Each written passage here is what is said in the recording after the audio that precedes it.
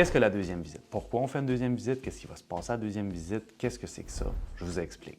Au début, vous avez parlé au téléphone avec David. David vous a expliqué un peu le processus et tout. Il vous a donné une idée de combien qu'on pouvait vous offrir. Ensuite de ça, il a pris rendez-vous. Maxime est venu vous voir, il a fait le tour de la maison, il a fait une évaluation de votre propriété, puis il vous a donné une offre d'achat. Là, maintenant, on est rendu à l'étape où est-ce que moi, personnellement, je vais aller à la visite, je vais aller évidemment confirmer les chiffres que Maxime a donnés.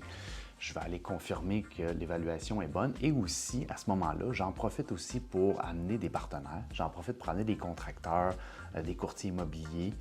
Puis je veux avoir l'opinion un peu de tout le monde pour confirmer tout ça. Parce qu'évidemment, plusieurs têtes valent mieux qu'une. Fait que j'invite tout le monde en même temps. On vous dérange juste une fois.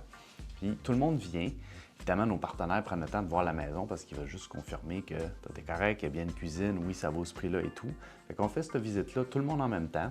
Des fois, je suis tout seul quand ça va bien. Des fois, on est juste deux. Ça se peut qu'on soit un peu plus aussi. Ça dépend vraiment de la propriété, où est-ce que c'est, puis les conditions.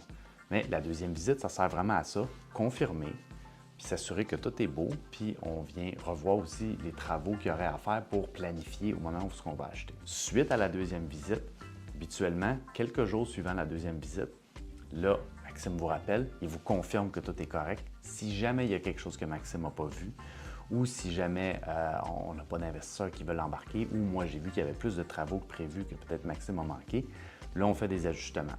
C'est rare que ça arrive, mais ça arrive parfois évidemment, parce que une paire d'yeux, des fois elle ne voit pas tout, c'est pour ça que je vous dis qu'on est plusieurs à aller voir en même temps pour être sûr puis vérifier. Comme ça, le processus est complet après la deuxième visite. On lève la condition, donc on vous envoie une modification pour vous dire oui, tout est correct, on est satisfait, on lève la condition. Puis ensuite de ça, on s'organise pour trouver une date et un notaire. Il faut que je vous dise aussi qu'après la deuxième visite, c'est possible qu'il y ait une autre visite. C'est pas dans tous les cas, mais c'est possible qu'il y ait une, des fois plusieurs visites, puis je vous explique pourquoi. En fait, comme on achète une propriété, puis la propriété va être vacante, c'est très risqué pour les assurances. Fait que souvent, on a les assurances qui nous demandent une vérification, ou aussi on veut vraiment préparer, quand on va acheter, de pouvoir commencer les travaux tout de suite. Fait qu'on va aller prendre des mesures, on va réinviter nos contracteurs pour avoir une bonne planification. Et aussi, super important, c'est qu'avant le notaire, des fois quand on signe l'offre d'achat, il y a quand même un bon laps de temps avant qu'on arrive chez le notaire.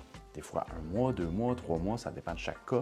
Mais on va toujours revérifier avant d'arriver chez le notaire que tout est correct, les lieux sont pareils, il n'y a pas rien de grave qui est arrivé à la maison. La majorité du temps, il n'y arrive à rien, mais on veut juste vérifier que tout est correct, tout était comme à la deuxième visite, mais juste avant le notaire, qui est des fois 1 ou 2, 3 mois plus tard, comme je vous disais. Fait que c'est pour ça qu'il y aurait eu d'autres visites.